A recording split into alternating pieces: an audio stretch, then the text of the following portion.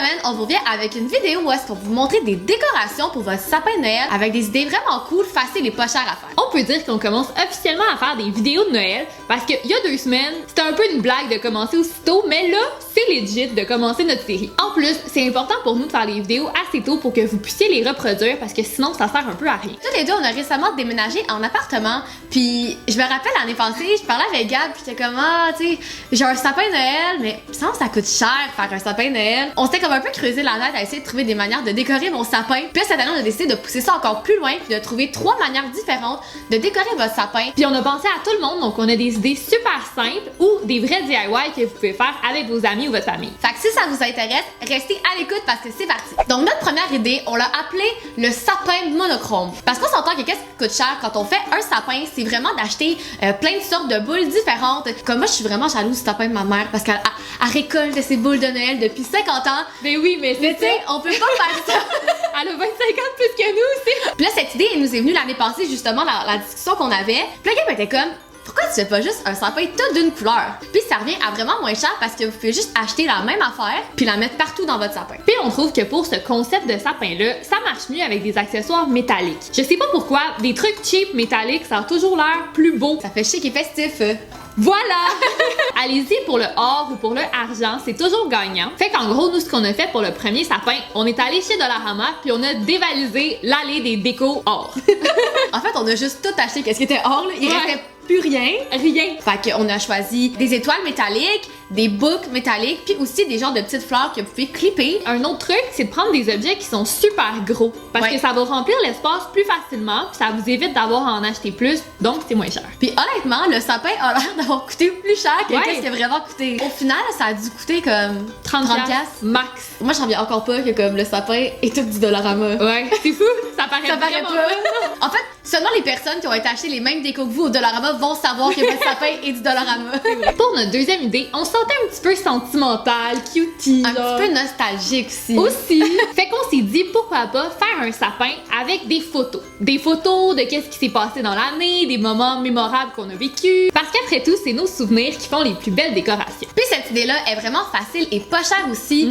Vous avez juste à imprimer des photos que vous avez sur votre ordinateur ou utiliser les photos que vous avez déjà. On a choisi un bon paquet de photos pour remplir toute l'arbre de Noël. Donc on a découpé un paquet de photos. Nous, on a laissé une espèce de petit espace blanc en dessous pour faire comme un Polaroid. Si jamais ça nous tentait d'écrire la date ou d'écrire quelque chose, vous pouvez faire ça. C'est une bonne idée. Ouais. En gros, tout ce que vous avez à faire, c'est faire un petit trou dans le haut de la photo. Pour le trou, c'est vraiment comme vous voulez. Vous pouvez utiliser un poinçon.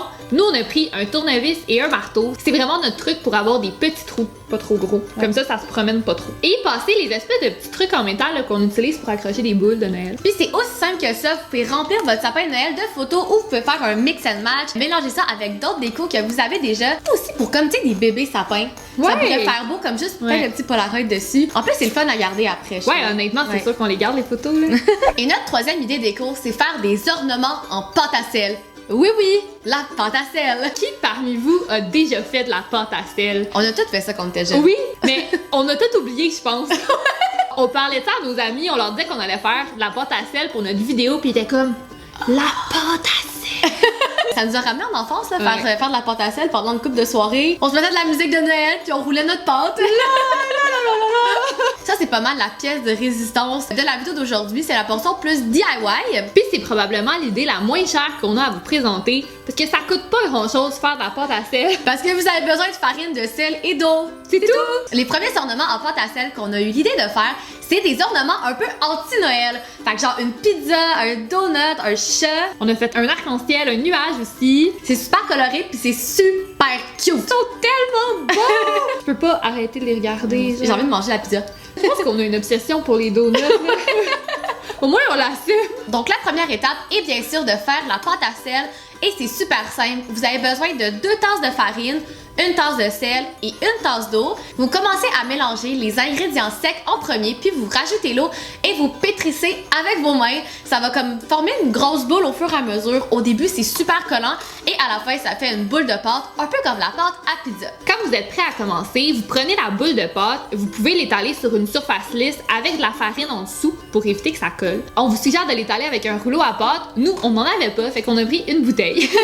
Qu'on a fariné aussi, c'est important parce que ça colle quand quand même. Pour nos ornements un peu plus spéciaux, il n'y avait pas d'emporte-pièce qu'on pouvait utiliser. Fait qu'on a pris des choses qu'on a toutes dans nos cuisines. Par exemple, pour le donut, on a pris une tasse à mesurer pour faire le gros rond à l'extérieur et un petit bouchon de bouteille pour faire le petit rond à l'intérieur parce que c'est comme impossible de faire ça au couteau aussi parfaitement. Ensuite, vous pouvez même rajouter des petits détails 3D sur vos ornements. Par exemple, pour les donuts, on a fait des petits bonbons en 3D, on a roulé des petits morceaux de pâte, on les a coupés et pour bien que ça tienne quand vous faites des petits motifs 3D, c'est bien important de recouvrir les motifs d'eau pour que ça adhère bien à la pâte à sel en dessous, comme ça va pas décoller à la cuisson. C'est aussi vraiment important de faire un trou dans vos ornements pour pouvoir y passer le ruban. On trouvait que ça marchait super bien avec une paille, donc vous avez qu'à faire un petit trou dans votre ornement, puis la paille va comme venir prendre l'excédent de pâte, fait que ça fait un trou parfait. Une fois que vous avez fini de faire la forme des ornements, que le trou est fait, on insiste, c'est bien important. Pas de trou, ça marche pas là.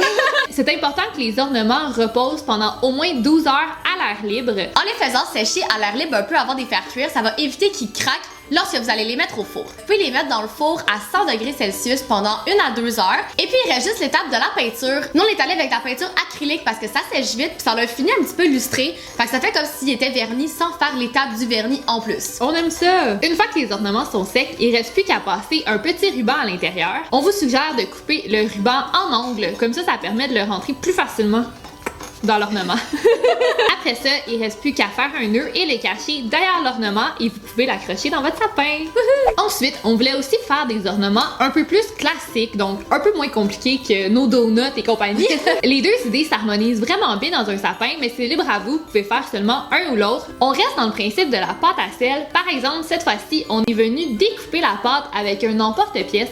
Donc ça va un peu plus vite. Sur certains ornements, qu'est-ce qu'on a fait? C'est qu'on a trouvé des lettres 3D chez Homer de Serre, des lettres autocollantes, mais plutôt de les coller dessus, on s'en est servi comme une espèce d'étampe, fait comme pour enfoncer dans la pâte, ce qui fait une espèce d'effet 3D. Puis ça, on vous suggère de le faire avant de passer l'emporte-pièce parce qu'en pesant sur les lettres, ça écrase la pâte un petit peu. Après ça, vous passez à l'emporte-pièce et vous découpez votre ornement. Et ceux-là, on les aimait particulièrement juste naturels, fait que pas de peinture, pas rien par-dessus. La couleur de la pâte à sel au naturel, quand on vous l'a fait cuire assez longtemps, c'est tellement beau, là, ça devient blanc. Sinon, pour les autres pièces, on les a directement fait sécher, puis par la suite, on les a peinturées. Donc, on a choisi de la peinture or et or blanc. Donc, les deux reflètent quand même assez bien la lumière, c'est ça qui fait joli, je trouve. Puis là, allez-y comme vous voulez. Nous, sur certains, on a fait des petits picots comme ça, on a aussi fait des cœurs. Puis sur d'autres emporte-pièces, on a décidé de réutiliser nos petites lettres autocollantes, mais on est venu les coller directement dessus. L'idée, dans le fond, c'est de faire plein de déclinaisons de différents types d'ornements. Donc,